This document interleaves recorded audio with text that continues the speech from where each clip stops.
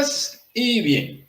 Un saludo para todos en los corazones de Jesús, José y María. Mi nombre es William Toro. Sean todos bienvenidos a su canal Enfoca tu Fe. Hoy para un encuentro más, una lección más de nuestra consagración a Jesús por María. Bienvenidos.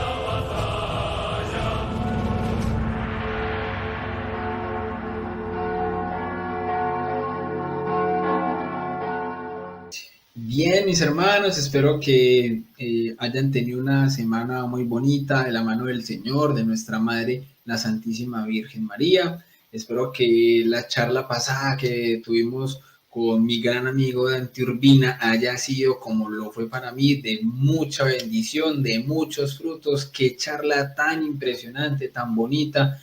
Y bueno, creo que todos pudimos aprender mucho sobre el tema de nuestra propia economía, dado que las riquezas no son malas, pero saberlas manejar es donde está el gran reto de nosotros como católicos, ¿cierto que sí?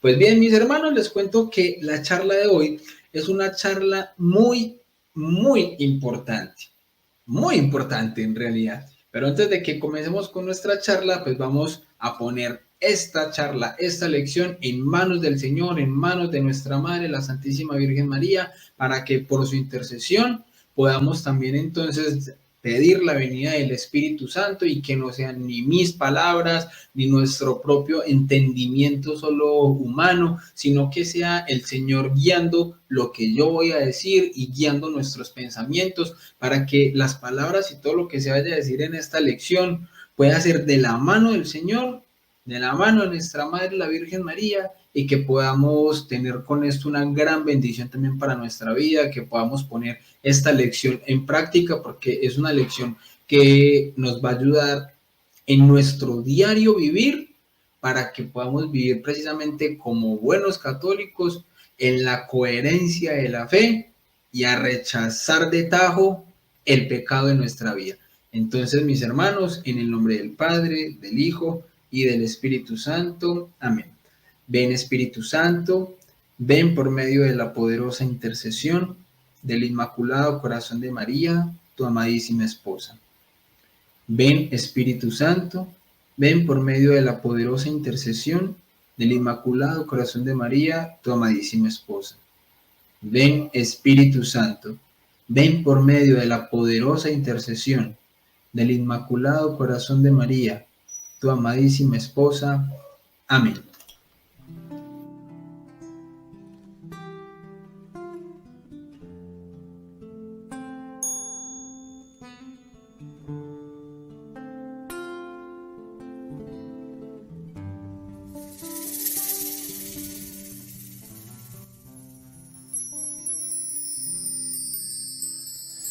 Ven por medio de tu amada esposa, ven por medio de su corazón, ven por medio de la llena de gracia.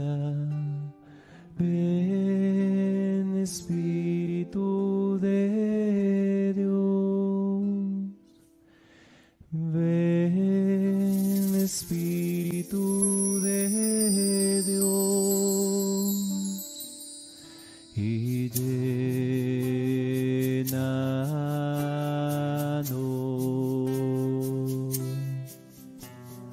llénanos,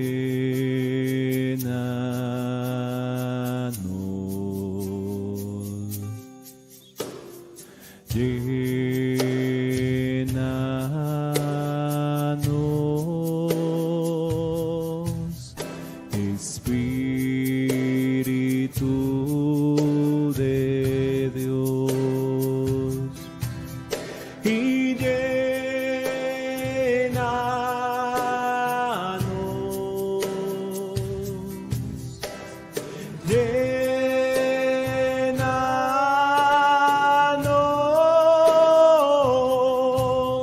y llénanos,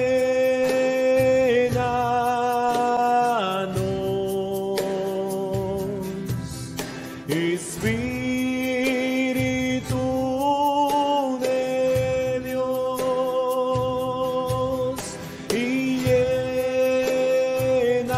y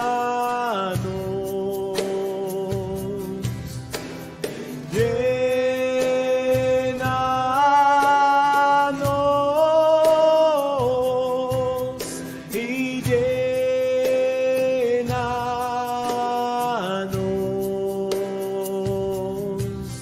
Espíritu de Dios, Espíritu de Dios.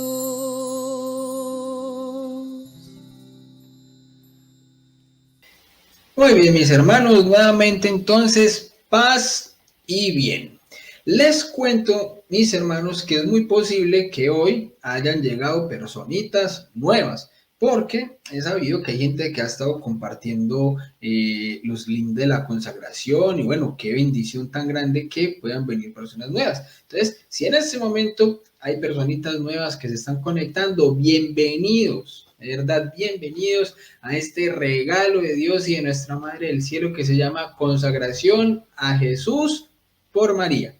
Y para las personitas que ya vienen en el proceso, pues también bienvenidos a todos mis hermanos que se van entonces conectando para esta lección de hoy. Bueno, les cuento, mis hermanos, para los nuevos que aquí en este canal hay en la sección de listas, hay una lista que se llama Consagración a Jesús por María. Entonces la idea es que, bueno, vamos a ver esta charla que a todos nos interesa, que es muy importante, pero la idea es que traten de irse poniendo al día, ¿cierto? De que traten de irse desatrasando para que puedan colocarse obviamente al corriente de todas las charlas, porque este proceso de consagración es un proceso que también es lineal, es decir, hay cositas que si uno va explicando se van a entender mucho mejor si ya se vieron previamente las otras charlas, ¿ya? Entonces, bueno, no siendo más mis hermanos, vamos a empezar con nuestra charla del día de hoy. Les cuento que esta charla es la número 5 y se llama La tentación y el pecado. Es una charla que prácticamente, mis hermanos, son dos charlas en una. Así que como el tiempo apremia, entonces vamos a arrancar con la tentación. Listo, entonces, hermanos, ¿qué es la tentación? ¿Qué es eso? ¿Con qué se come? Pues a ver, allí donde cada uno está sentadito, cada uno levante la mano el que ha sido tentado alguna vez en su vida. Yo he sido tentado muchas veces en mi vida.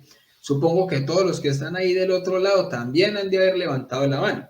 Ahora, nuevamente, levante la mano el que se ha confesado de esas tentaciones. ¿Cuántos levantaron la mano? ¿Cuántos levantaron la mano? Les pregunto, muchachos, ¿por qué? ¿Por qué se confiesan de una tentación? Las tentaciones no se confiesan, porque es que la tentación no es un pecado. Y vamos a empezar por esto, vamos a resolverlo, ¿ya? Porque de ahí muchas veces parte también el tema de los escrúpulos. A veces personas pueden llegar a pensar que los pensamientos o las tentaciones que les llegan las consideran ya como si fuesen un pecado y hasta se confiesan de eso. Y no, entonces vamos mis hermanos a entender bien qué es lo que es la tentación, ¿ya? A ver, la tentación en sí misma no es un pecado, a no ser, ojo, a no ser que uno mismo se las haya propiciado, a no ser de que uno mismo se las haya propiciado. Es decir, que uno mismo se exponga a la tentación voluntariamente, salvo con esa excepción, la tentación no es un pecado. ¿Listo? Hay que ir entendiendo entonces esa parte. Ah, pero ¿cómo así que uno mismo se exponga a la tentación? Claro, si usted mismo se pone entonces a buscar en internet o en redes sociales lo que no se le ha perdido, por ejemplo, eso es exponerse a la tentación. Eso es exponerse a la tentación. Ay, yo no sabía que me iba a encontrar con esto. Ojo, una cosa es no saber, por ejemplo, yo estoy navegando aquí mismo en YouTube, viendo canales religiosos y resulta que aparece una propaganda maluca. Pues me volteo, espero, la quito, lo que sea, es diferente. Ahora, si yo mismo soy el que sé que estoy buscando una página donde sé que me aparecen cosas que no tendría por qué estar viendo, pues yo sé yo mismo que no me voy a exponer a ese tipo de cosas. Si yo voluntariamente me expongo a la tentación, ahí sí hay un pecado. De resto, no. Entonces, esa es como la excepción. Listo. Hermanos, la tentación es, si tienen el cuadernito, ojo, un día esto voy a pedir que me empiecen a mandar las fotos de los cuadernos. Va a pasar revista. A ver, la tentación es la incitación, la invitación al pecado. ¿Ya? Incitación o invitación al pecado. Y esta puede provenir de nuestros tres enemigos espirituales. A ver, los que ya van aquí en proceso, me imagino que ya deben saber cuáles son. ¿Cuáles son nuestros tres enemigos del alma, los tres enemigos espirituales? El mundo, el demonio y la carne. ¿Listo? Entonces, cada uno es tentado por sus propias concupiscencias, las que le atraen, las que le seducen. Esto lo podemos ver, mis hermanos, en Santiago 1.14, para que vayamos teniendo ahí como esas referencias. Santiago 1.14. Cada uno es tentado por sus propias concupiscencias que le atraen y le seducen. ¿Qué quiere decir eso, mis hermanos? Es que no todo el mundo va a ser tentado de la misma manera, ¿cierto? Hay personas que de pronto les cuesta más el tema de la gula. Ah, por ahí es donde se les va a pegar entonces el tema de la tentación. Pero, por ejemplo, a mí eso es algo que a mí, por ejemplo, no me afecta. Entonces, a mí me llega una tentación de gula, pues puedo ni darme cuenta porque ni me afecta. Pero como yo les había dicho, a veces a mí una de las cosas que más me puede afectar porque vengo arrastrando desde mi proceso de antes puede ser el tema de la soberbia. ¿Cierto? Entonces, ahí es donde de pronto me puede costar. Entonces, yo tengo que saber identificar cuáles son ese tipo de cosas en las que de pronto yo puedo ser más débil para poder identificar cuando llegan las tentaciones y poder luchar contra ellas. Como decíamos en clases anteriores, una máxima de la guerra es conoce a tu enemigo, ¿cierto? Si nosotros no conocemos cuáles son nuestras propias debilidades, dado que uno de nuestros enemigos es también la carne, mundo, demonio, carne, carne nosotros mismos, si nosotros no conocemos nuestras propias debilidades, pues nos va a ser muy difícil también entender cuáles son las tentaciones y cuáles no, ¿cierto? Entonces, no es pecado sentir la tentación, sino únicamente consentirla. Es diferente. O sea, aceptarla y complacerse voluntariamente en ella. ¿Ya? A ver, para muchas personas que han iniciado un proceso de conversión y de caminar espiritual, las continuas tentaciones se convierten en una fuente de tormentos y de sufrimiento. Para ellas fue escrito lo que anunció la Sagrada Escritura en Eclesiástico 2.1. Si te dedicas a la vida espiritual, prepárate para la tentación. De pronto más fácilmente hay otra traducción que lo dice de la siguiente manera.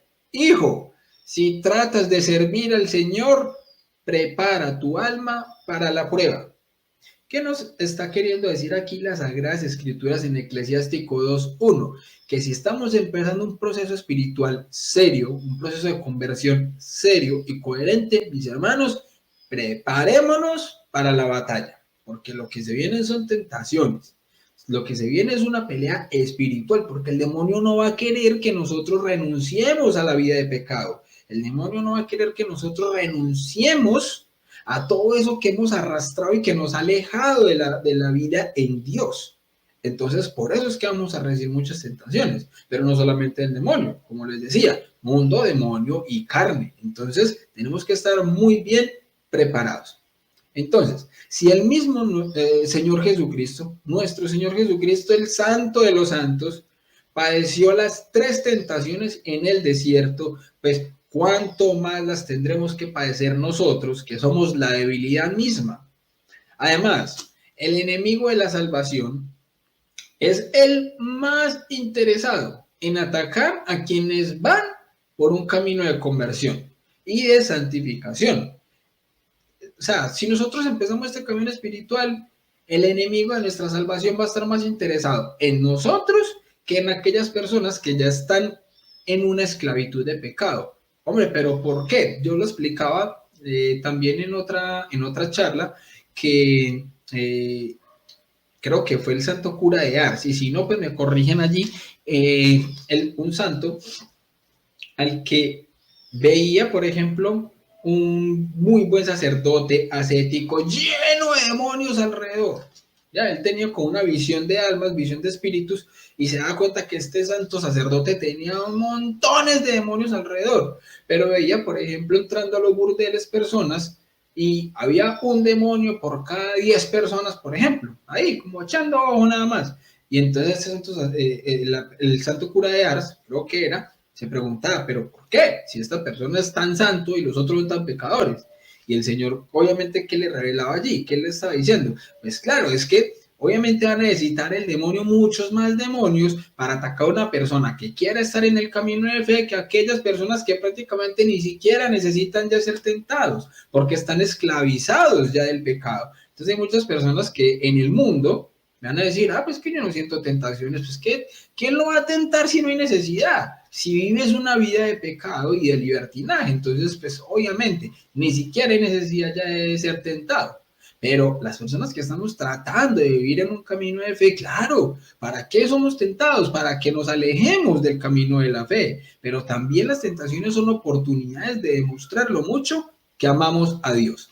Entonces, otro santo afirmaba que el gran peligro para una persona sería no tener tentaciones. Eso sería un gran peligro, no tener tentaciones. Más de uno se preguntará, ¿cómo así? ¿Por qué? Pues si yo no tengo tentaciones, no peco, no. Pues resulta, mis hermanos, que si no se tiene tentaciones, pues nos devora el orgullo y empezaríamos a despreciar a los débiles.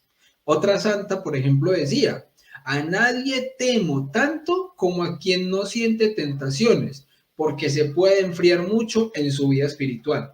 A nosotros las tentaciones nos ayudan también a rogarle al Señor que nos ayude, para que nosotros aprendamos también a confiar más en el Señor, ¿sí o no? Porque es que si nosotros empezamos a creernos ya muy santos, porque no tengo ni tentaciones siquiera, ya vamos a empezar a señalar, así como el publicano en el templo. Uy, gracias Señor, porque yo no soy como esta gente pecadora. No. Ojo, mis hermanos, también hay que verle un lado positivo a esto.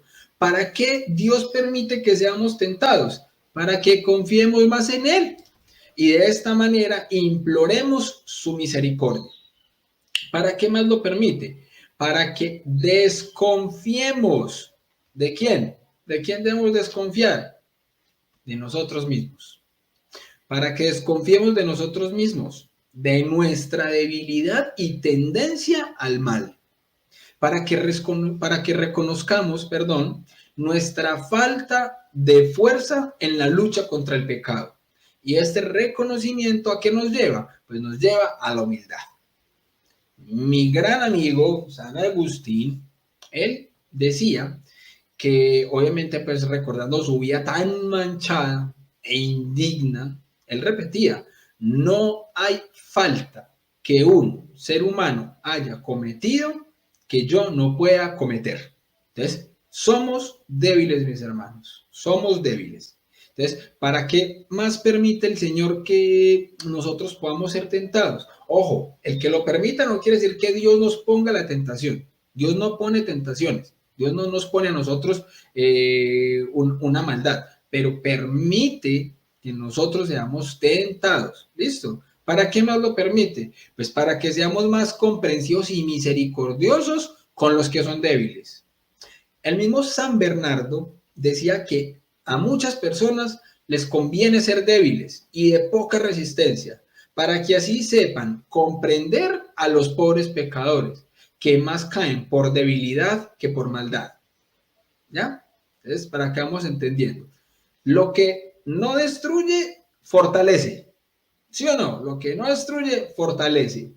Así entonces las tentaciones que no logran acabar con nosotros, las que no nos logran hacer caer en pecado, las que combatimos y superamos, nos hacen cada vez más fuertes en el combate espiritual. ¿Listo? Entonces, la tentación sucede a veces para saber cuánto amas. Si de verdad estás comprometido, como les decía, Dios las permite porque nos ama. En el Padre Nuestro nosotros no decimos y quítanos las tentaciones y líbranos del mal. No, eso no es lo que decimos. ¿Qué es lo que decimos? Nosotros decimos, no nos dejes caer en la tentación y líbranos del mal. No le decimos que nos quite las tentaciones, decimos que no nos deje caer en la tentación. ¿Qué es caer en la tentación? Pecar, ¿cierto? Entonces no es que nos quite las tentaciones, nosotros luchamos contra las tentaciones, muy bien. ¿Y qué le pedimos a Dios en el Padre Nuestro? No nos dejes caer en la tentación y líbranos del mal, ¿sí o no? Entonces no nos dice que las quite. Ah, o sea que Dios pone las tentaciones, repito, no. Dios las permite, pero no las pone. Dios no puede proponer a nadie el mal. ¿Listo? Que nos quede muy claro esto, mis hermanos. Amar a Dios durante el grupo de oración, fácil. Durante la misa, maravilloso. ¿Quién no ama a Dios durante la misa? Frente al Santísimo, amar a Dios, una belleza. Durante el proceso de consagración, amar a Dios, amar a la Virgencita, una maravilla, qué belleza, ¿sí o no? En un retiro espiritual, facilísimo. ¿Qué es lo difícil? Lo difícil, mis hermanos, es amar a Dios en el momento de la prueba. Ahí sí que es duro. Vamos a hacer memoria, un recorderis. ¿Se acuerdan, mis hermanos, de nuestro queridísimo y amadísimo primer papa de la iglesia, el apóstol San Pedro? ¿Qué fue lo que le dijo Pedrito al Señor en la última cena? ¿Qué le dijo? Señor, yo iría a la cárcel por ti, moriría por ti. ¿Y qué le dijo nuestro Señor Jesucristo? Pedrito, antes de que el gallo cante, me habrás negado 3 veces. Y efectivamente, 3 doritos más tarde, yo no conozco a ese hombre, nunca lo he visto, ¿sí o no? Hermanos, a Pedro lo paró un gallo. ¿Ustedes se imaginan si nosotros tuviéramos un gallo que cante cada vez que le prometemos algo al Señor y fallamos? Vea, ese gallo estaría ya disfónico. Pongo el gato, firma y sello, ¿sí o no? Muchachos, anoten por favor esta frase. Anoten por favor esta frase que nos va a servir demasiado en nuestro camino espiritual. La frase es la siguiente: soy más débil de lo que creo. Repito, soy más débil de lo que creo. Esta, mis hermanos, es una clave en la vida espiritual para no exponernos. Bien, ahora debemos saber que las tentaciones nos pueden llegar, como ya lo hemos visto, según nuestros enemigos del alma, la carne, el mundo y el demonio. Entonces, ¿De qué forma nos puede llegar la tentación en la carne? Pues uno se puede tentar a sí mismo. Pensamientos que nos llegan. Por ejemplo, cuando nos exponemos a nosotros mismos, como bien decíamos ahorita, ¿cierto? Ahora, también hay tentaciones que nos pueden llegar del mundo. Esas tentaciones del mundo son las que nos proponen por fuera, que nos llegan del ambiente de pecado, de nuestro entorno, ¿sí o no? Por ejemplo, cuando estamos en un almuerzo familiar y empiezan a hacer chistes sobre el Señor. Uy, hay una tentación. Imagínese usted entonces la tentación de reírse de un chiste hacia la iglesia, ¿ya? O cuando empiezan entonces usted a decirle, usted es un fanático, una fanática religiosa, ¿ya? Porque entonces empiezan a decirle, ya llegó el curita, ya llegó la monja, ¿sí o qué? Empiezan ese tipo de tentaciones también desde fuera, o los que por ejemplo todas están estudiando en el colegio, tentaciones son las que ustedes ven por fuera, por ejemplo a los hombres, un montón de mujeres tristemente mal vestidas, o un montón de argumentos o pseudo ideologías contrarias a la fe, que si una persona está mal formada, entonces tranquilamente puede alejarse de la iglesia, o sea, hay muchísimas tentaciones que vamos a empezar a recibir del mundo. Por ejemplo, hoy que estamos viendo esta charla de consagración, ¿cuántas personas de pronto no tuvieron algún tipo de dificultad para conectarse hoy? ¿O cuántos, por ejemplo, en este momento no la están viendo en este momento, sino que por algún tipo de razón algo pasó y les va a tocar verla entonces en diferido, les va a tocar verla después? ¿Por qué? Porque de pronto hubo alguna tentación, algún percance, algún tipo de ataque y se les impidió en este momento ver la charla de consagración que teníamos el día de hoy. Hay muchas cosas que se nos pueden presentar, mis hermanos, y por eso, como comunidad de esta consagración, tenemos que mantenernos firmes en gracia, en oración, ofreciendo rosarios por esta comunidad, por la perseverancia de todos. Yo por ustedes, todos por todos, todos con todos, ¿sí o no? Un momento de oración que podamos hacer al día, muchachos, o en la Eucaristía, o cuando nos confesamos en nuestro Santo Rosario, un momentico para ofrecer también por este proceso de consagración, mis hermanos, por la perseverancia de todos los que estamos en este proceso. ¿Listo? También podemos recibir entonces tentaciones del demonio. Y ojo, que estas son las menos comunes. Son las menos comunes. La tentación demoníaca se distingue de la tentación de la carne en que esta del demonio es muy intensa, es muy fuerte y es así, repentina, llega en un momento, pero también dura poco, ¿ya? El tema es que podamos sobrellevarla y sobrepasarla. A mí me gusta poner un ejemplo de este tipo de tentación, un ejemplo que ponía mi gran amigo Wilson Tamayo, que si llega a dar la charla, un gran saludo a mi hermano, un abrazo. Wilson cuenta que él una vez tuvo una tentación demoníaca fuertísima. Él cuenta que iba a visitar a una amiga que vivía en un segundo piso y que iba subiendo unas escalas, ¿cierto? Y que subiendo las escalas, cuando iba por ahí por la mitad, sintió una convicción. Ojo, mira cómo llegó esta tentación. Sintió una gran convicción en el corazón de que Dios no existe.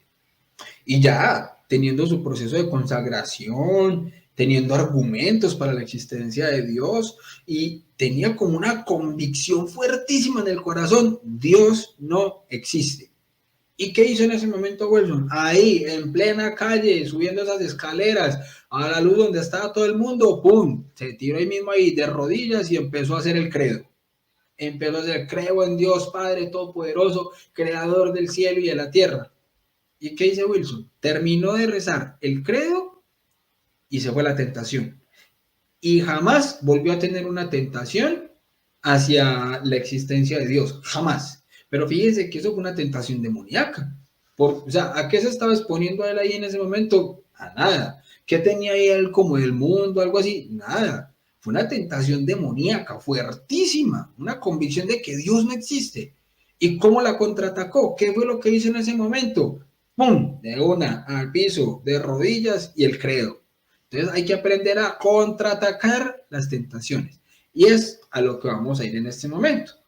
cómo vencer las tentaciones, porque es que muy bueno entonces uno entonces aquí simplemente decir, ah, sí, ahí existen las tentaciones, bueno, pero entonces yo cómo hago para luchar contra ellas, ¿sí o no? Entonces vamos a explicar dos formas de vencer las tentaciones. La primera, mis hermanos, de la mayoría, ojo, de la mayoría de tentaciones se huye. Es mejor decir, aquí corrí que aquí pequé. Mejor decir, aquí corrí que aquí pequé. ¿Ya? Pero ojo que hay tentaciones en nuestro ego donde podemos ser humillados. Allí somos tentados en la soberbia. Y de esas tentaciones, a esas sí queremos huir, en vez de practicar ahí la humildad, el silencio, ¿ya? La mansedumbre. En cambio de las otras, de las de la triple concupiscencia, las tentaciones que nos llegan por el poder, el tener y el placer, de esas sí nos creemos muy santos y creemos que somos capaces de aguantarlas. ¿Ya? No, mis hermanos, de ese tipo de tentaciones es mejor decir aquí corrí que aquí pequé. ¿Por qué? Por la frase que ya escribimos, porque soy más débil de lo que creo. Y vamos a repetirla, soy más débil de lo que creo. ¿Listo, mis hermanos? Entonces, de la gran mayoría de tentaciones, la forma de contraatacar es huir. Y eso no es cobardía, eso se llama santa prudencia. ¿Listo? Segunda, forma de contraataque contra las tentaciones. Bien, lo podemos hacer de otras dos maneras. La primera es de forma directa. ¿Cómo así que de forma directa? La forma directa es haciendo lo contrario de lo que la tentación nos propone, es decir, con una virtud contraria al tipo de tentación que estemos teniendo en ese momento. Ejemplo, que tenemos la tentación de criticar a alguien. Pues bien, entonces de forma contraria vamos a alabar a esa persona en vez de criticarla. Obviamente no vamos a alabar su pecado, no. Vamos a alabar alguna virtud que tenga la persona, algo que tenga bien. Y si no podemos en ese momento, mis hermanos, entonces en vez de criticar, huimos de ese momento de tentación. ¿Listo? Otra forma de huir es quedarse callado, no hacerlo. ¿Listo? Entonces, por ejemplo, a la tentación de la pereza, ¿cómo la contraatacamos? Con la virtud de la diligencia, ¿ya? Que usted tiene mucha pereza de levantarse y le sonó la alarma, ¡pin! De una, la apaga y vuelve y se queda dormido otro ratico, vuelve y suena la alarma, ¡pum! Otra vez. ¿Quién le está tentando a usted eso? Usted mismo. Usted mismo está tentándose con la pereza, ¿ya? Entonces, nada, contraataque, sonó, bien, el segundo heroico, para arriba, de una, me levanto. ¿Por quién? Por Dios, porque lo amo, ¿sí o qué? Bien. Otra, la soberbia, ¿con qué la contraatacamos? Con la humildad, como decíamos, con el silencio. A la impureza, con la castidad. ¿Y cómo se hace eso? Pues mortificando nuestra carne, aprendiendo a controlar nuestra voluntad, ¿ya? Con el ayuno, ese tipo de temitas, esas cosas las vamos a ir viendo también más adelante, pero es el tipo de cosas que vamos a poder ir aprendiendo, ¿listo? La segunda, mis hermanos, es indirectamente. Y esta manera indirecta es distrayéndonos o pensando en otra cosa que absorba nuestra mente, pero no cosas malas, obviamente, cosas buenas, cosas que sean de edificación, ¿sí o no? O ponemos una canción de un cantante católico que nos guste mucho y empezamos a cantarla, eso es eficaz, ¿sí o no? Una canción, porque a uno se le pegan las canciones, entonces, por ejemplo, empiezan a llegar unas tentaciones, bueno, voy a poner musiquita, pum, pongo la musiquita y empiezo a cantar, o empiezo a hacer jaculatorias, ¿cierto? Entonces, este segundo procedimiento es el más eficaz tratándose de tentaciones contra la fe y la pureza, ¿ya? Entonces, es muy importante hacer jaculatorias cuando tenemos este tipo de tentaciones. Ay, William, ¿y qué son las jaculatorias? ¿Qué es eso? ¿Con qué se come? Hermanos, las jaculatorias son oraciones cortas que podemos y deberíamos repetir a lo largo de nuestra jornada. Ejemplo, dos que a mí me encantan. Ave María Purísima, sin pecado concebida. Ave María Santísima. ¿Sí o no? Otra, Sagrado Corazón de Jesús, en vos confío. A mí me encantan esas dos jaculatorias. pero cada quien puede hacer un montón. San José, terror de los demonios, socórrenos. San Miguel Arcángel, defiéndenos en la pelea. Ese tipo de ejaculatorias, así, oraciones corticas, son excelentes. Llega un momento de tentación, bien, empiezas una ejaculatoria o empiezas una Ave María. Sigo con la tentación, otra Ave María. Bendito sea Dios. Se toca hacer 10 Ave Marías mientras se va la tentación pesada con esas Ave Marías. ¿Listo? Entonces, otra ejaculatoria muy bonita que ya la hemos aprendido aquí. Señor, dame lo que me pides y pídeme lo que quieras. ¿Listo, mis hermanos? Entonces, el tema de las tentaciones, sí podemos luchar contra ellas. Simplemente que tenemos que ser conscientes de que soy más débil de lo que creo.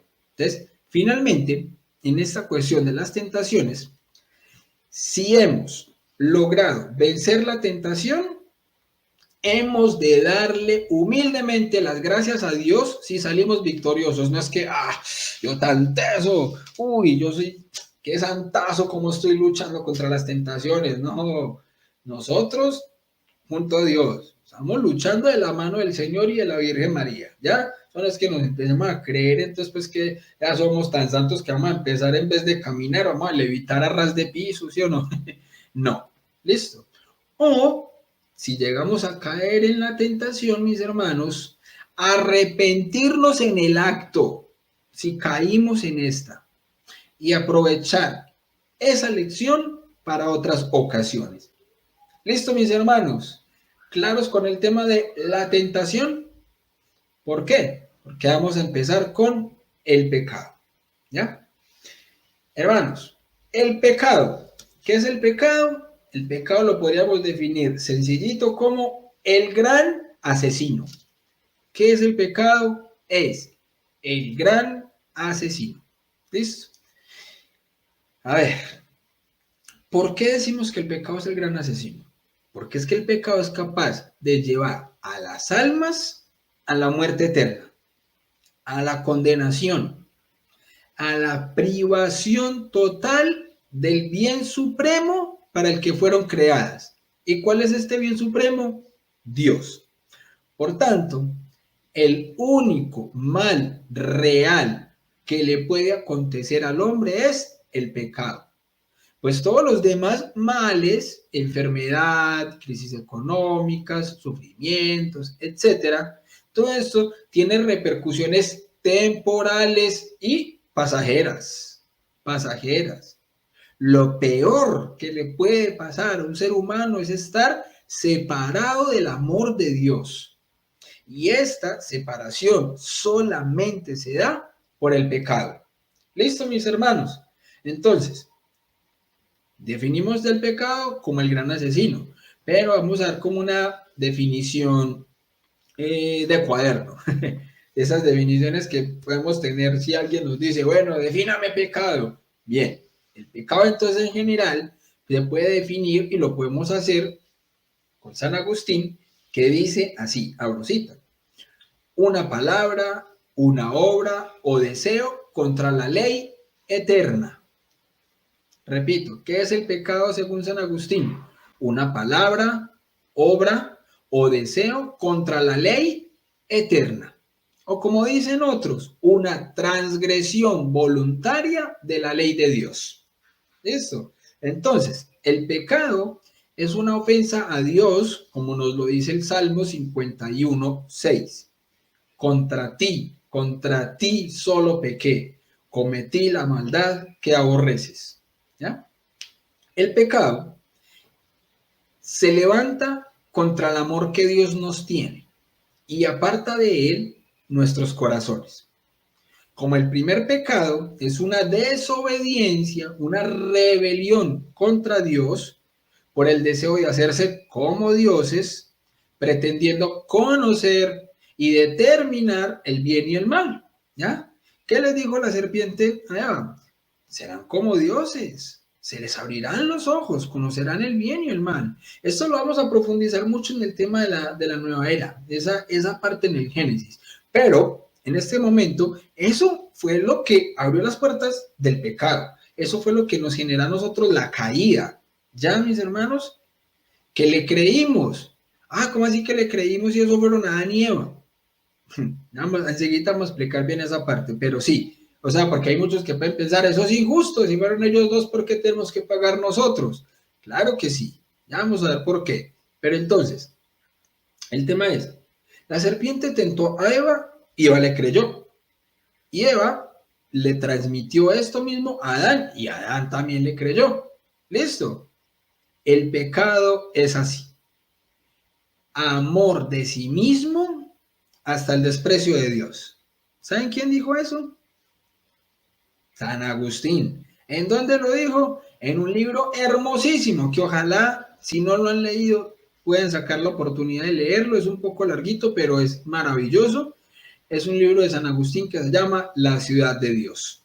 Y esto les acabo de decir está en el capítulo 14, 28. El pecado es amor de sí mismo hasta el desprecio de Dios. Y eso también hace eco el mismo catecismo de la Iglesia Católica en el numeral 1850. Numeral 1850 del catecismo de la Iglesia Católica. ¿Listo? Entonces, ahí, primer tareita, leer Génesis 3, la caída. Porque esta, mis hermanos, es la historia más triste de la humanidad. Entonces, ahí les queda, mis hermanos. Leer la historia más triste de la humanidad. El pecado original. Esa es la historia más triste de la humanidad, mi hermano. Mis hermanos queridos. El pecado original se nos borra, sí, en el momento del bautismo. ¿Ya? Ahí se nos borra el pecado original. ¿Por qué es que nosotros debemos cargar con ese pecado que cometieron Adán y Eva si nosotros no hemos cometido ese pecado? Eso es muy sencillo de explicar, mis hermanos. Ellos son nuestros padres espirituales que hicieron un mal negocio. Es decir, la desobediencia que fue un mal negocio. ¿Por qué les digo que un mal negocio? Porque vamos a entenderlo de esa manera mucho más sencilla. Si yo como padre de familia tengo, digamos, los ahorros para la educación de mis hijos, ¿ya? Tengo los ahorros para la educación de mis hijos.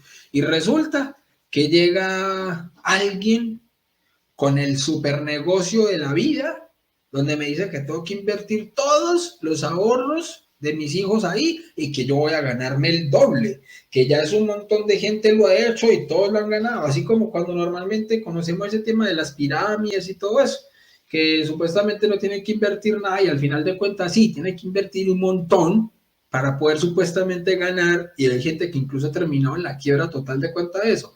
Pues bien, digamos que yo hago caso, invierto los ahorros de mis hijos en un mal negocio y pierdo todo. ¿Será que las consecuencias de esa decisión mía afectan a mis hijos? Obvio, obvio que sí. Entonces, por mi mal negocio, suena injusto, pero los perjudicados también son mis hijos. ¿Sí o no? Entonces, por el mal negocio espiritual que hicieron Adán y Eva, nuestros padres, pues todos tenemos que sufrir esa consecuencia. Y por eso todos nacemos con el pecado original. Si eso se quedara hasta ahí, pues sí, súper injusto, obviamente, obvio. Pero resulta que dejó de ser injusto en el momento en el que nuestro Señor Jesucristo se hizo colgar de una cruz por nosotros. Él pagó ese mal negocio. Él repuso ese negocio que perdimos para que pudiéramos volver entonces a estar allí, ¿ya? Eso es lo que hizo Jesucristo por nosotros. Eso se trata de la redención, de que ese mal negocio que hicieron nuestros padres, Jesús lo enmendó con su sacrificio. Él enmendó por nosotros ese mal negocio. Y por eso es que nosotros en el bautismo podemos borrar ese pecado original, pero nos queda una huella. ¿Y esa huella es cuál? La concupiscencia de la que hablábamos también en clases anteriores. ¿Ya? Esa inclinación desordenada al pecado. Pero la inclinación no es pecar. Quien en última instancia toma la decisión de pecar es cada uno. ¿Ya? Cada uno de nosotros. Y entonces hay un pecado original y un pecado actual. El pecado original con el que nacemos nosotros y que se borra en el bautismo. ¿Listo? Pecado actual, los que cometemos nosotros en el común y silvestre de los casos. ¿Listo? Ese se llama pecado actual. Y ese pecado actual, hay dos tipos de pecado actual, que ahí ya vamos empezando a entrar así como viene en todo lo que es la materia. ¿Listo? Pecado mortal y pecado venial. El pecado mortal es el pecado llamado grave y el pecado venial es el llamado leve. Ah, pecado es pecado, dirán muchos de nuestros hermanos separados. Sí, pero es que hasta el mismo San Juan hace la distinción. No todo pecado nos lleva a la muerte. Eso lo vamos a entender con el tema del purgatorio, pero no todo pecado nos lleva a la muerte. Entonces hay pecados, como dice el mismo San Juan, hay pecados que incluso se pueden perdonar en la otra vida, pero el único pecado que no se perdona en la otra vida, ¿cuál es? La blasfemia contra el Espíritu Santo. ¿Y cuál es ese? La blasfemia contra el Espíritu Santo, mis hermanos, yo no lo entendía. Yo no lo entendía y después de mi conversión yo estaba triste. Yo estaba triste hasta que un santo sacerdote me lo explicó. ¿Por qué? Porque yo pues asumí, yo cuántas veces no hablé también en contra del mismo Espíritu Santo. Entonces yo decía, pues yo para qué me convertí si yo también ya blasfemé contra el Espíritu Santo y si ese es el pecado que no tiene perdón, pues entonces pues yo no tengo perdón, ¿para qué me convertí, cierto? Pero no, esa no es la definición de blasfemia contra el Espíritu Santo. La blasfemia contra el Espíritu Santo, mis hermanos, es no querer ser perdonados por Dios, renunciar y rechazar la misericordia de Dios, ¿ya? No arrepentirnos del mal que nosotros hacemos, del pecado. Ese pecado no se perdona. ¿Por qué? Porque nosotros no queremos ser perdonados de ese pecado. Por eso es el único pecado que no se perdona. ¿Ya? Dios nos puede perdonar a nosotros todo, menos de lo que nosotros no queramos ser perdonados. Entonces, por eso, ese pecado no se perdona ni en esta vida ni en la otra. ¿Listo?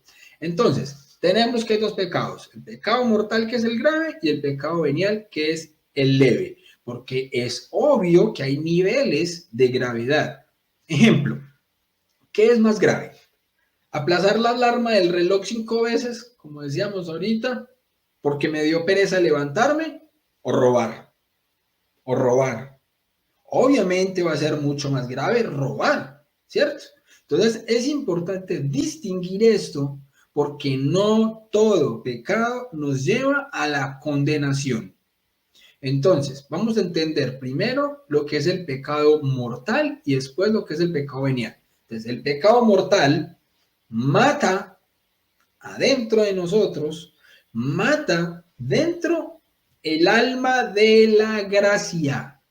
Ojo, es que lo que mata el pecado no es el cuerpo y lo que mata el pecado no es el alma. El alma no muere, es inmortal. Y nosotros, este cuerpo, muere cuando se muera, ¿sí o no? Pero ¿qué es lo que hace el pecado? Mata la gracia en nosotros. Entonces, ¿qué es eso de la gracia? Porque muchas veces hablamos de la gracia, la gracia, la gracia, pero ¿qué es la gracia? Empezamos a entenderlo bien, mis hermanos. La gracia es la vida de Dios en nuestra alma. Tomen nota. ¿Qué es la gracia? Es la vida de Dios en nuestra alma.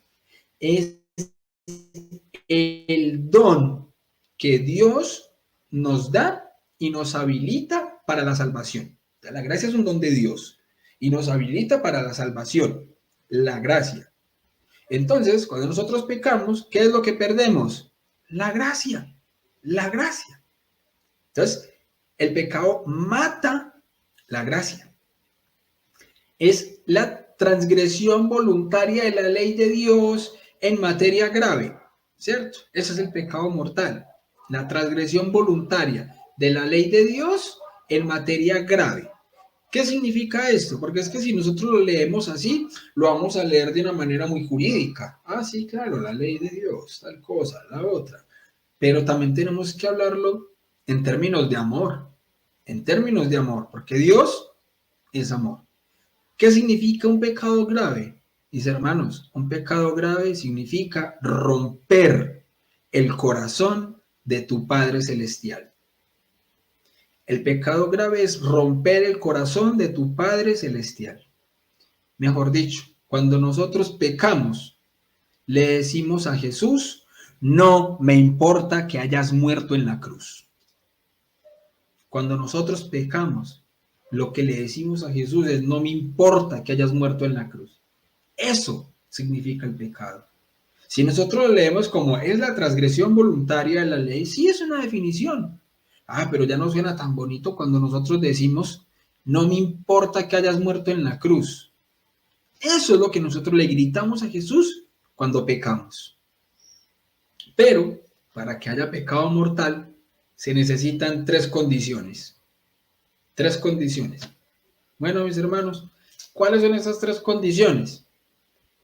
Que sea materia grave, que haya pleno conocimiento y que haya pleno consentimiento. Vamos a explicar cada una. Materia grave.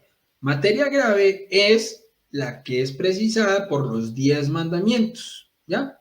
Conforme a la respuesta de Jesús al joven rico. No mates, no cometas adulterio, no robes, no levantes falso testimonio, no seas injusto, honra a tu padre y a tu madre. Esto lo podemos corroborar en Marcos 10:19 y en el Catecismo de la Iglesia Católica, numeral 1858. Catecismo 1858. ¿Listo? Entonces, la materia grave es cuando nosotros transgredimos de manera voluntaria alguno de los 10 mandamientos. ¿Listo? Ahora, segunda condición para que sea un pecado grave. Pleno conocimiento. ¿Qué quiere decir esto? Hombre, pues que uno debe saber que eso que está haciendo es un pecado, ¿ya? O sea, se presupone el conocimiento del carácter pecaminoso del acto o de su oposición a la ley de Dios. Entonces, yo debo saber que esto es pecado para que en mí sea un pecado. Si yo no sé qué es un pecado, que eso era un pecado, pues no es pecado, ¿ya? Y ya vamos a explicarlo un poquito mejor porque alguno dirá, no, pues así, entonces mejor no saber, ¿sí o no? Y tenemos entonces el pleno consentimiento. ¿Y qué es el pleno consentimiento? Pues que si yo ya sé que esto es pecado y lo hago, o sea, el consentimiento es que yo voluntariamente decido hacerlo y lo hago, ¿ya? Ahí estoy consintiendo, consentir, ¿listo? Entonces, que sea materia grave, que sea de pleno conocimiento y pleno consentimiento. Vamos a poner un ejemplo práctico con uno de los mandamientos para que veamos cómo es que se debe aplicar esto, para entender cómo es el tema de cuándo es pecado y cuándo no. ¿Listo? Hay un mandamiento que nos dice a nosotros que debemos ir a misa cada domingo. ¿Cuál es este? A ver, tic-toc, tic-toc, tic-toc. El mandamiento número 3. Santificar las fiestas. ¿Ya? Ir a misa el domingo. Más de uno, ¿cómo así? Que si yo no voy a misa el domingo, eso es un pecado. ¿No sabía? Entonces no era pecado. No era pecado. No sabía, no era pecado. Y les aseguro, mis hermanos, que hoy en día, en pleno siglo XXI, hay millones de católicos que no tienen ni la menor idea de que no ir a misa un domingo es pecado mortal. Imagínense eso. Y posiblemente alguno de los que me está escuchando en este momento pueda ser uno de los católicos que no sabía que faltar a misa de domingo es pecado mortal. Pero ojo, que es que hay una cosa que es la ignorancia culpable y hay otra que se llama ignorancia invencible, ¿ya? ¿Cuál es la ignorancia culpable? La ignorancia culpable es de la persona que no sabe porque no quiere saber, porque habiendo tenido todas las oportunidades para saber, simplemente no quiere saber. ¿Por qué? Porque sabe que si se le dice, o sea, por ejemplo, el que no haya querido ver este video porque ahí me van a decir qué es lo que es pecado y qué es lo que no es pecado. Prefiero no saber, no oigo, soy de palo. ¿Sí o qué? Eso se llama ignorancia culpable, es decir, usted es culpable de su ignorancia porque voluntariamente no quiere saber. Eso se llama ignorancia culpable. Y hay otra que se llama ignorancia invencible.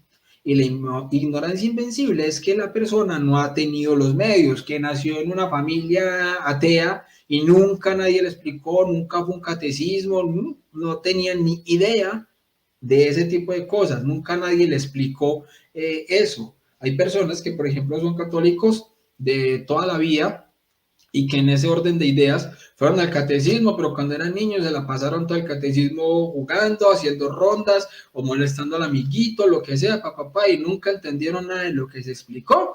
Y fue la última vez que fueron a misa. Y entonces, sí, claro, la misa, la cosa, tienen como una cosa ahí general, vaga, y dicen, pues yo soy muy católico. ¿Por qué? Porque es que se muere un familiar y yo voy a misa. Son los que van a misa cuando se muere un familiar, cuando hay un bautismo, cuando hay matrimonio, pero así como que ir a misa los domingos porque es que sabe que es un compromiso espiritual tanto desde el amor como porque es que sabemos que es un pecado no ir a misa. Ahí hay una ignorancia invencible, el que no ha tenido los medios para darse cuenta de esto. Entonces, es materia grave. Digamos que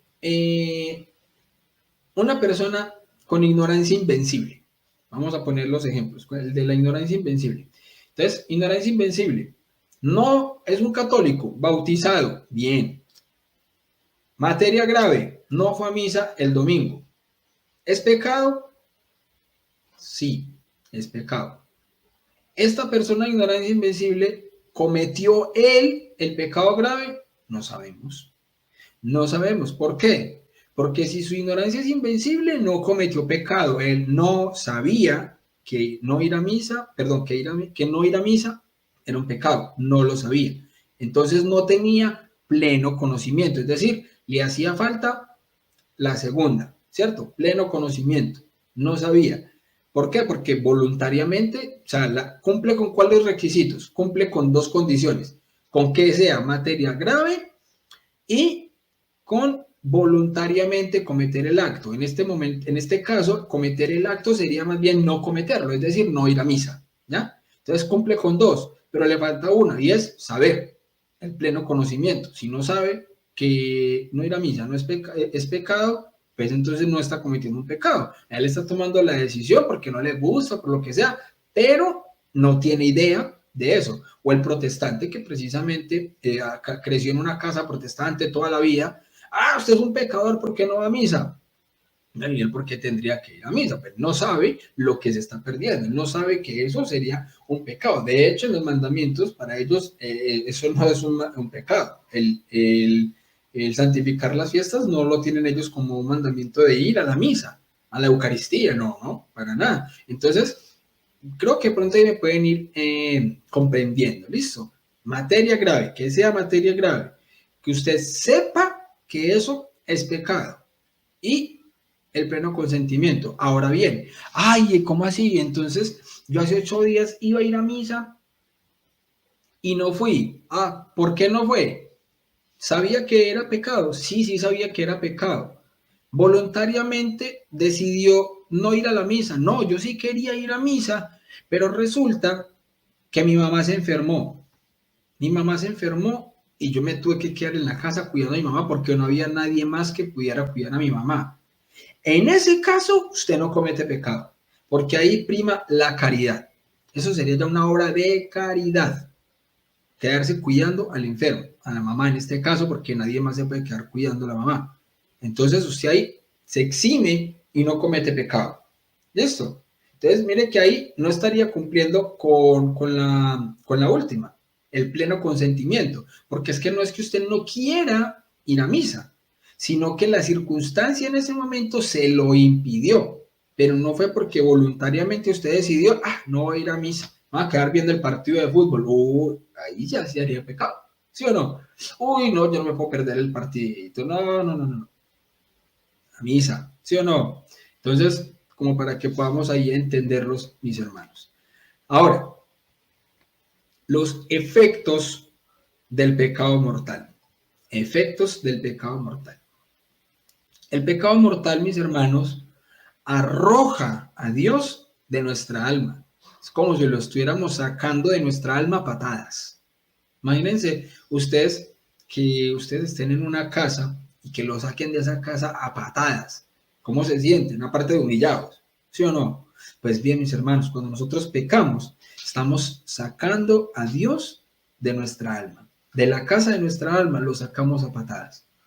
Y así como la misma posesión de Dios en nuestro ser es ya un gusto anticipado de la dicha celestial, o sea, tener a Dios en nuestro ser es ya un pedacito de cielo en nosotros, también perderle es un preludio de la condenación eterna. Porque es que, ¿cuál es la definición de infierno? ¿Cuál es la definición de la condenación?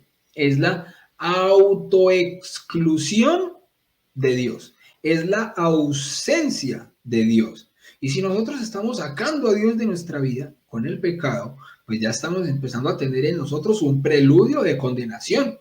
Entonces depende de nosotros. ¿Se fijan que no depende de Dios? Que hay gente que dice, es que ustedes amenazan siempre con la condena. No, eso es voluntario. Es voluntario. El que se condena no es porque Dios lo condene. El que se condena es porque se condena voluntariamente. ¿Ya? Con el pecado perdemos la gracia santificante, ¿ya? Por la que nuestra alma vivía una vida semejante a la de Dios, ¿ya? Es pues entonces una especie de suicidio espiritual. El pecado también puede ser llamado un suicidio espiritual.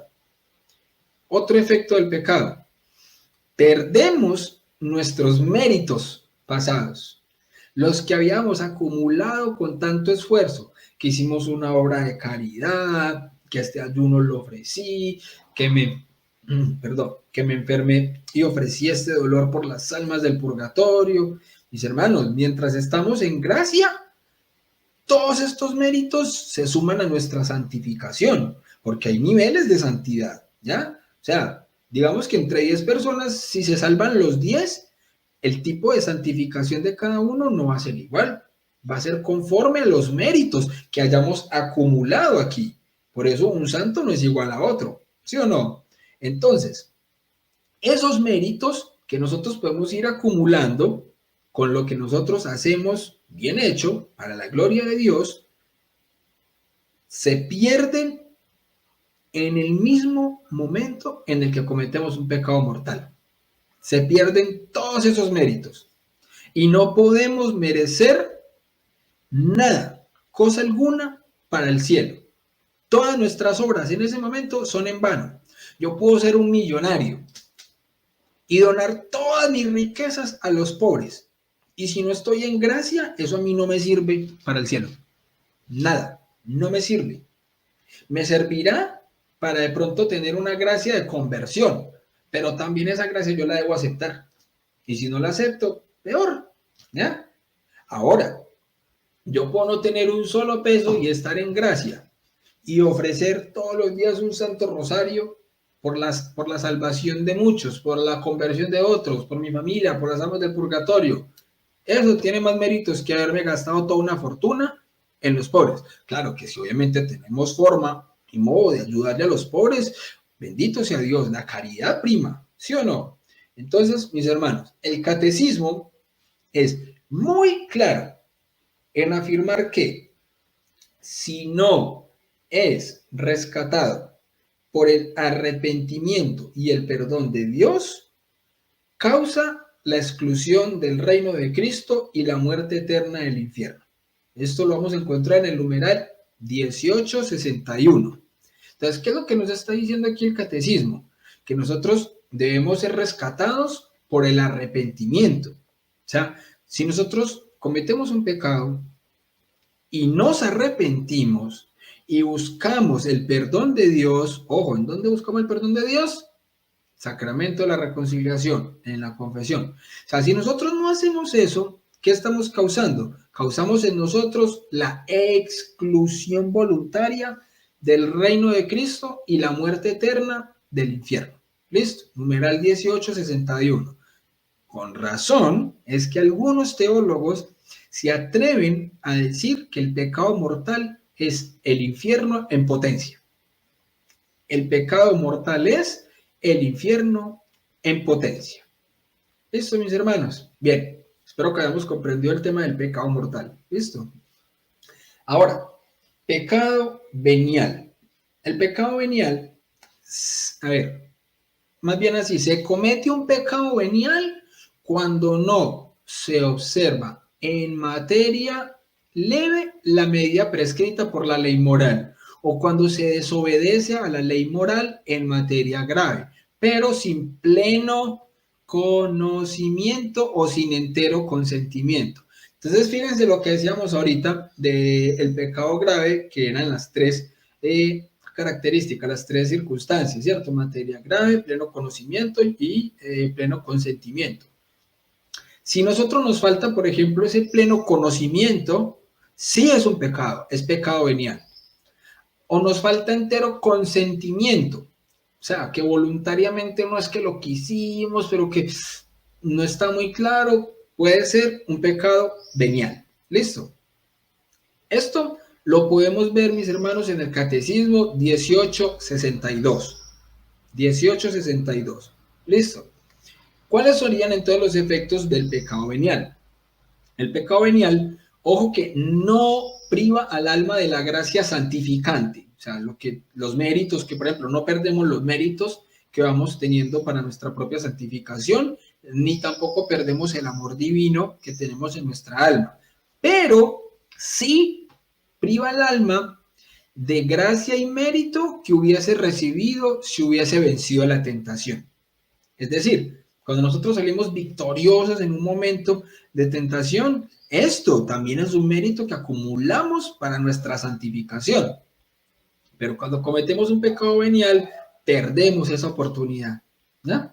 Entonces, también es causa de que disminuya nuestro fervor, nuestra espiritualidad. Cuando nosotros empezamos a tener pecaditos veniales, y empezamos a sumar, aparte de que estamos acumulando tantos que ya termina siendo casi que un pecado grave, porque como que no nos importa porque son simplemente pecados veniales, entonces eso nos hace a nosotros empezar a caer en la tibieza, disminuye nuestra espiritualidad, nuestro fervor. O sea, esto quiere decir que va llevando el alma poco a poco a la tibieza espiritual, ¿ya?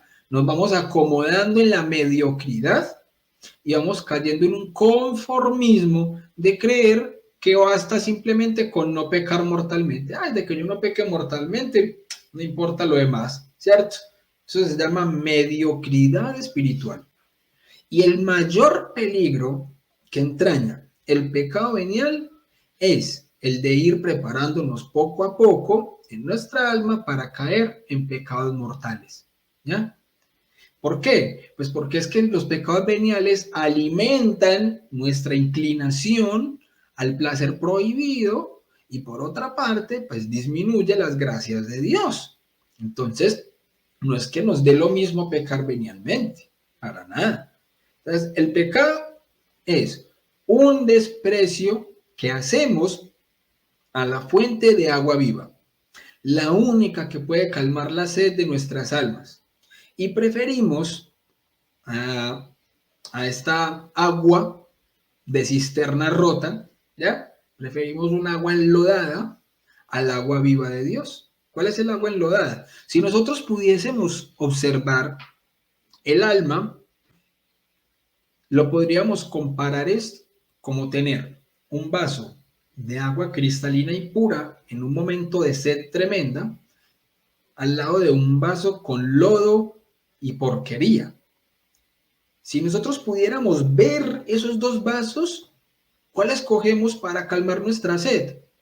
Obviamente, el vaso de agua pura y cristalina. Ah, pero como no estamos viendo el alma, entonces por eso pecamos como si no hubiese consecuencias, ¿ya?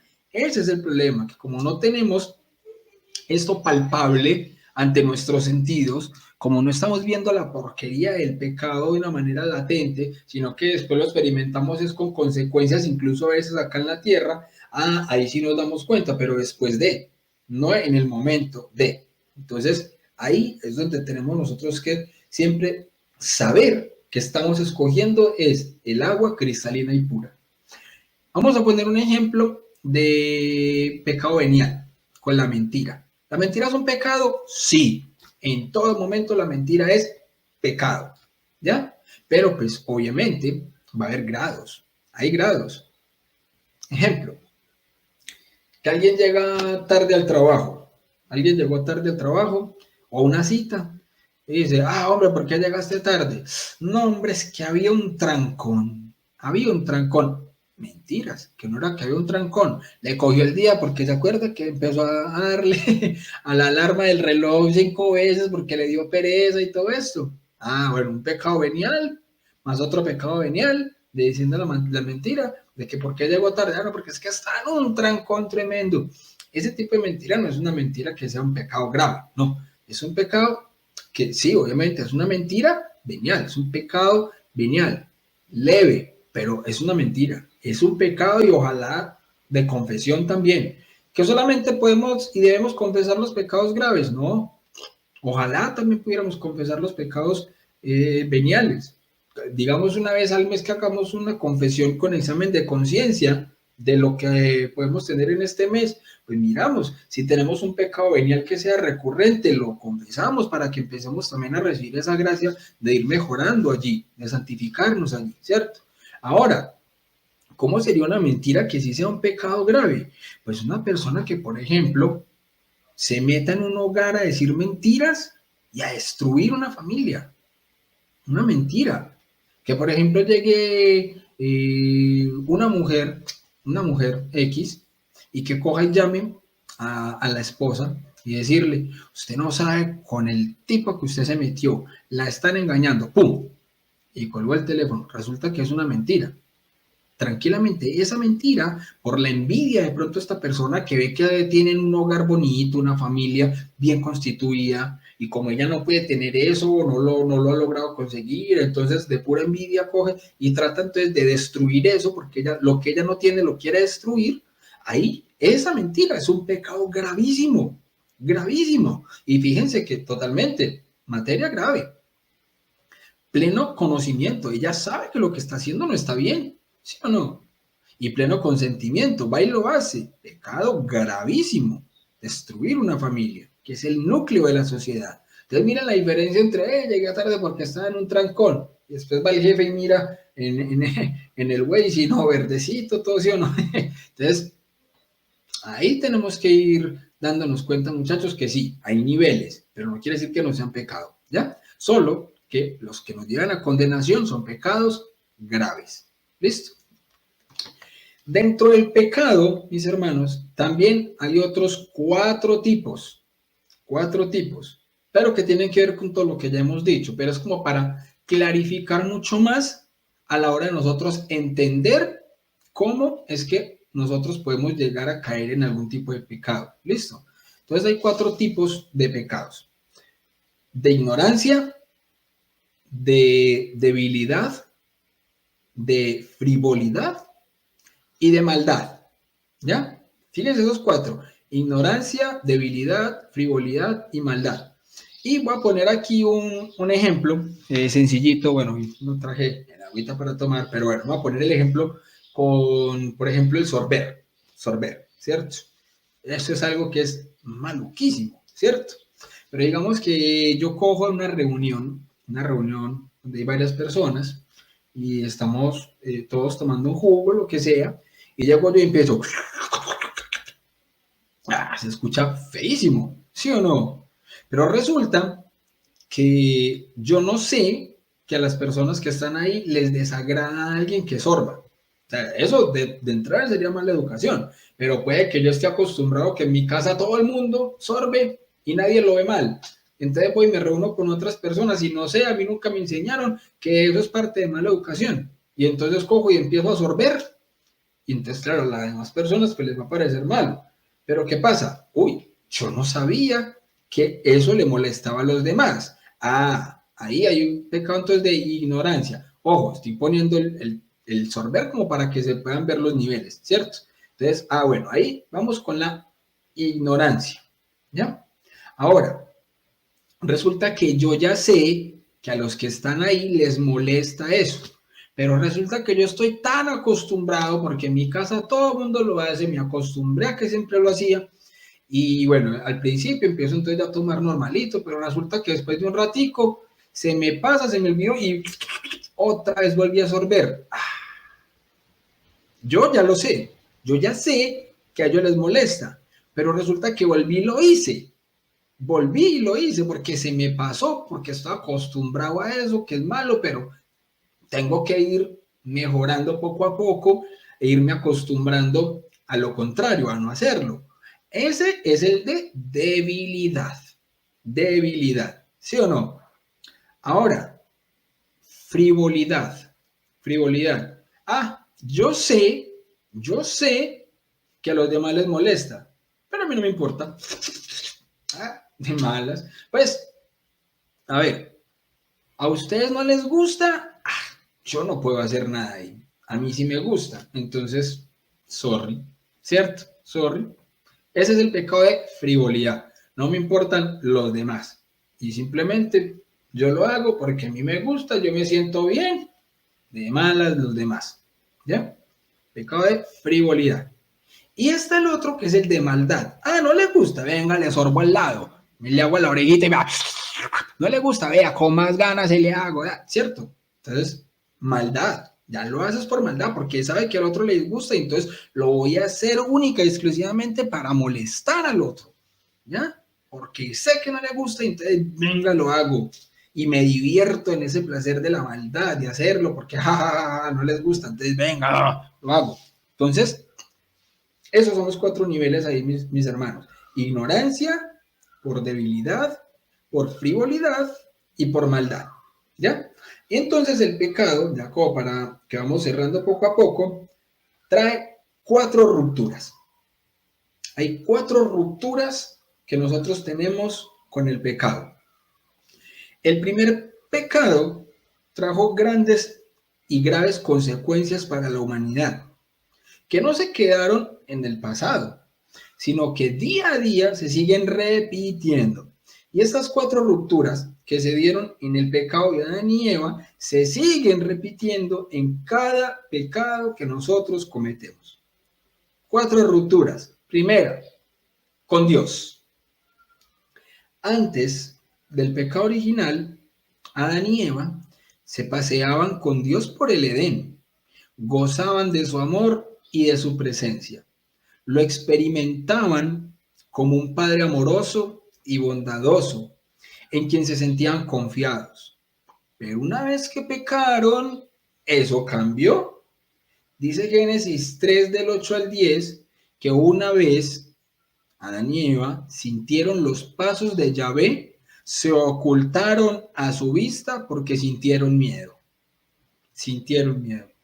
Así es como el pecado nos desfigura el rostro de Dios y a nosotros nos hace verlo como un legislador o como un opresor y no como el Padre amoroso que quiere lo mejor para nosotros.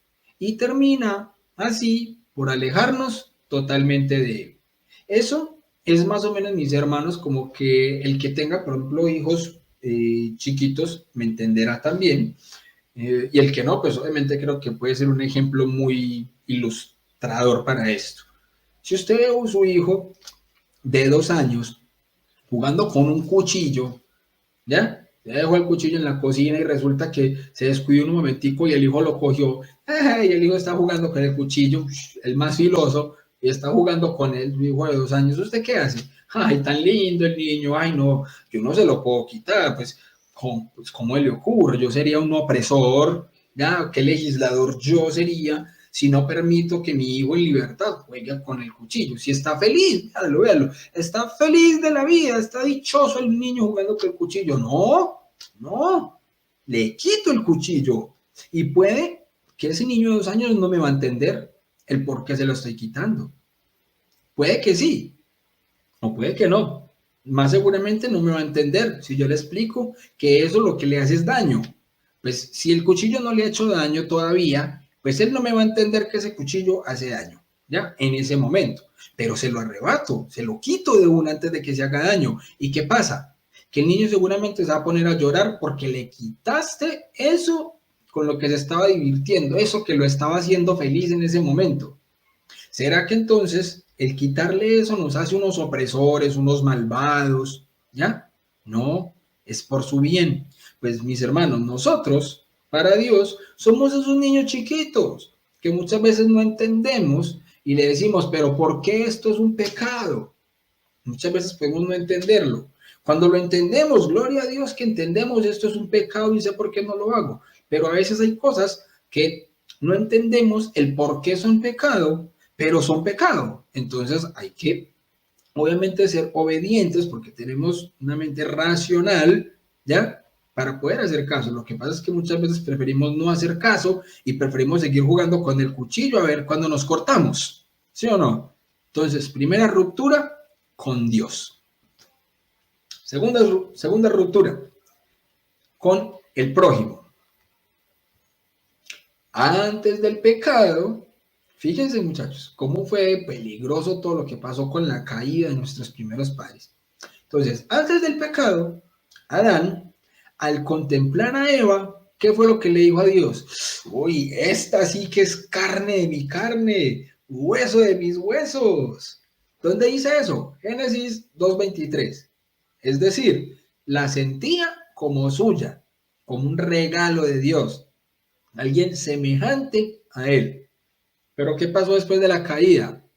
Como decía ya Adán, ya no se refiere a ella con la misma familiaridad. ¿Qué dijo? La mujer que me diste por compañera me dio del árbol y comí. Ah, ya hice que echarle la culpa a la que supuestamente era carne de mi carne, ¿cierto? No aceptamos las equivocaciones que cometemos nosotros mismos y siempre nos vamos a buscar siempre culpables. Entonces rompemos con el prójimo, ¿ya? Entonces ahora la causa, la unión entre el hombre y la mujer es sometida a tensiones. Las relaciones siempre están marcadas por el deseo y el dominio. ¿Sí o no? Esto también lo podemos ver, mis hermanos, en el Catecismo numeral 400. Catecismo numeral 400. Entonces, segunda ruptura con el prójimo. Tercera ruptura con la naturaleza. Dios concedió al hombre el jardín del Edén. ¿Sí o no? ¿Para qué? Para que habitase en él y le dio gobierno sobre todos los animales y las plantas, para que las cuidara y se beneficiara de sus frutos. Después del pecado, la creación se vuelve adversa al hombre. Dijo Dios, maldito sea el suelo por tu causa. Sacarás de él el alimento con fatiga todos los días de tu vida. Te producirá espinas y abrojos y comerás la hierba del campo. Génesis 3, 17 al 18. Entonces, mis hermanos, el hombre se ve amenazado por la naturaleza que antes dominaba. Sequías, infertilidad, desastres naturales, plagas, fieras, etc. La armonía con la creación se rompe. La creación visible se hace para el hombre ahora extraña y hostil. Esto, como les decía, vamos a poderlo ver con mejor claridad en el Catecismo 400. Cuarta ruptura. Consigo mismo, con nosotros mismos. El hombre, a partir del pecado, pierde el pleno dominio de sí mismo. ¿Ya? Pleno dominio de sí mismo, lo perdimos. Ahora, ¿qué es lo que experimentamos? Rebelión de nuestros instintos y pasiones. ¿Qué es lo que quieren hacer nuestros instintos y nuestras pasiones? Esclavizarnos y someternos. Entonces, experimentamos una profunda inclinación a hacer el mal y una gran aversión al bien. Muchas veces, lo que queremos no corresponde con lo que hacemos. Puesto que no hago el bien que quiero, sino que obro el mal que no quiero, decía San Pablo en Romanos 7:19. Entonces, el dominio de las facultades espirituales del alma sobre el cuerpo se quiebra. ¿Listo, mis hermanos? Esas son las 4 rupturas. Ahora, hablando de nuestra Madre Santísima, la Virgen María. Entonces, María Santísima, nuestra Madre, es la llena de gracia. Donde ella llega, el pecado sale huyendo.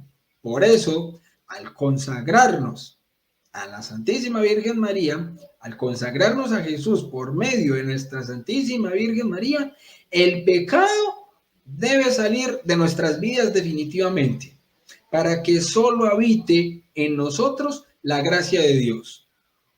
Nuestra buena madre será nuestra mejor ayuda en la lucha contra el peor enemigo de nuestra alma, el pecado.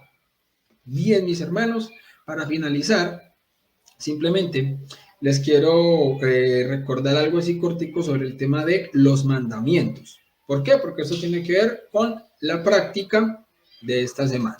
Entonces, mis hermanos, los mandamientos, como dice Mateo 19 del 16 al 17. Maestro, le preguntaba el joven del Evangelio a Cristo, ¿qué he de hacer yo de bueno para conseguir la vida eterna? Y Jesús le responde, si quieres entrar en la vida, guarda los mandamientos. Palabra del Señor, gloria a ti, Señor Jesús. Los mandamientos, mis hermanos, no fueron un invento de Dios para coartar la libertad del hombre, ni para impedirnos el disfrute de la vida, como muchos hoy lo piensan. Por el contrario, son un camino de verdadera libertad interior y de realización y felicidad.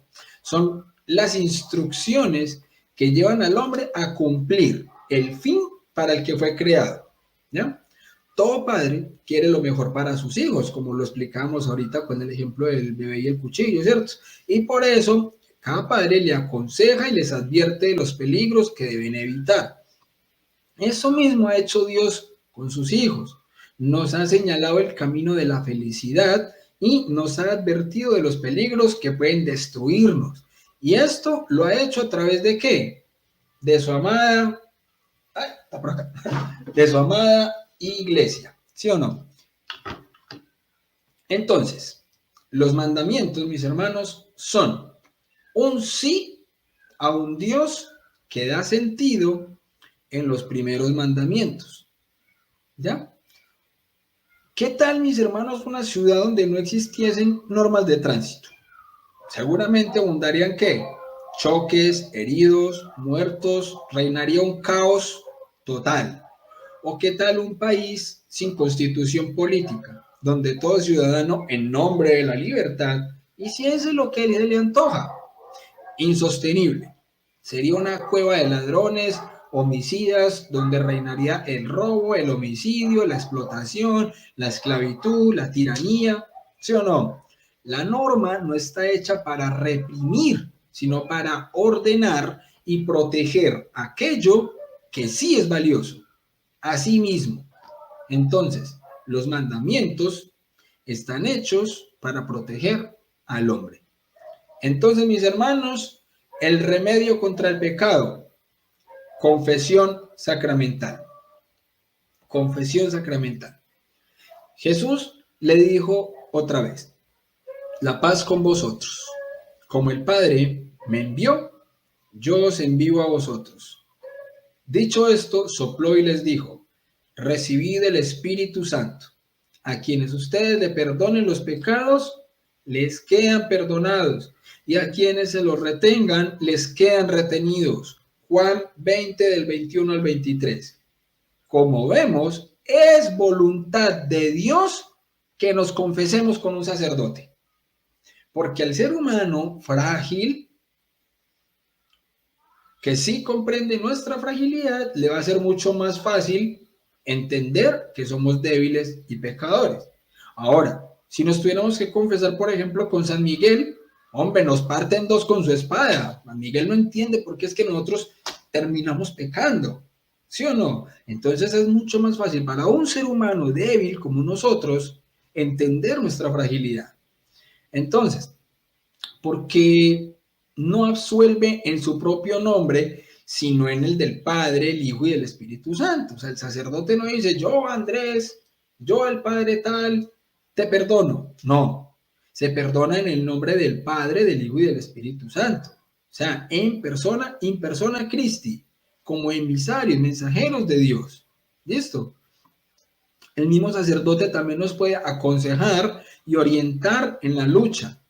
Hombre, es que si la confesión fuese un invento de la iglesia, ¿qué ganaría con eso? Problemas y cargas. La confesión es gratis, ¿ya? Y para un sacerdote, ¿será que es muy bueno sentarse por horas a escuchar los problemas y las miserias de los demás? No, hombre, para nada. Entonces, mis hermanos, 5 pasos para una buena confesión. 5 pasos para una buena confesión. Primero, examen de conciencia. Consiste en recordar todos los pecados cometidos desde la última confesión bien hecha. Desde la última bien hecha. Entonces, si llevamos 10 años y una confesión bien hecha, pues el examen de conciencia abarca esos 10 años. ¿Listo? Segundo, arrepentimiento. Pedir a Dios un sincero dolor de los pecados cometidos. Pedirle a Dios que nos dé un sincero dolor por los pecados que hemos cometido. ¿Ya? Propósito de enmienda. Tercero, tomar la firme decisión de no volver a pecar. Cuarto, confesión. Consiste en decirle al sacerdote todos los pecados que hemos descubierto en el examen de conciencia. Y esta debe ser una confesión humilde, sincera y completa. ¿Listo? Y quinto paso de la confesión, satisfacción. Consiste en cumplir la penitencia impuesta por el sacerdote con la intención de reparar por los pecados cometidos. ¿Listo? Entonces, mis hermanos, el sacramento de la penitencia actúa de 2 maneras: dando la gracia a los que no la tienen o aumentándola a quienes ya la poseen. Entonces, en cuanto a la intensidad o grado en que se confiere la gracia, depende mucho de las disposiciones de quien está recibiéndola. ¿Listo? Entonces, mis hermanos, vamos a ponernos un momento de rodillas. Ahí donde están en este momento, mis hermanos, los que quieran y puedan. Pues si de pronto no puedes ponerte de rodillas, pues no lo haces, pero entonces te puedes poner de pie o sentado si lo prefieres, pero en toda la disposición de amor. Pero quienes quieran y puedan, vamos a ponernos de rodillas y van a repetir después de mí. Señor Jesús, he pecado contra el cielo y contra ti. He despreciado tu muerte en la cruz y no me ha importado. Hoy te quiero pedir, Señor, que me regales el don del dolor de haberte ofendido, del dolor de haberte fallado, tú siendo tan bueno, mi Dios, y a mí no importándome nada. Tú me has dado todo, Señor, y con lo único que te he respondido es con mi pecado.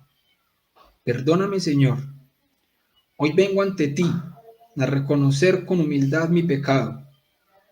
Hoy vengo ante ti, suplicándole a nuestra Madre Santísima la gracia del dolor de haber pecado y la gracia de nunca más volver a pecar, de nunca más volver a crucificarte, Señor, porque entiendo que cada que peco te monto en la cruz. De nuevo, te vuelvo a crucificar, Señor, porque cada que peco pareciera que te gritara, que no me importara tu amor. No quiero volver a caer, Señor. No quiero volverte a rechazar, mi amor. Tú has sido tan bueno conmigo, tan misericordioso, Señor. Dame la gracia, por favor, de no volver a pecar. En el nombre del Padre, del Hijo y del Espíritu Santo. Amén. Mis hermanos, práctica de esta semana. La práctica de esta semana, mis hermanos, es muy bonita y muy sencilla y al tiempo compleja. Vamos a hacer un examen de conciencia general y una sincera confesión. ¿Listo? Al finalizar esta lección, mis hermanos, al finalizar esta charla, en la caja del chat, tanto como en la descripción y en el comentario fijado, voy a dejar el link para un video que he realizado también con el paso a paso para realizar el examen de conciencia. ¿Listo? El que quiera hacerlo de una vez, bien. El que no puede en este momento, pues ya saben que para la práctica tienen una semana. ¿Listo?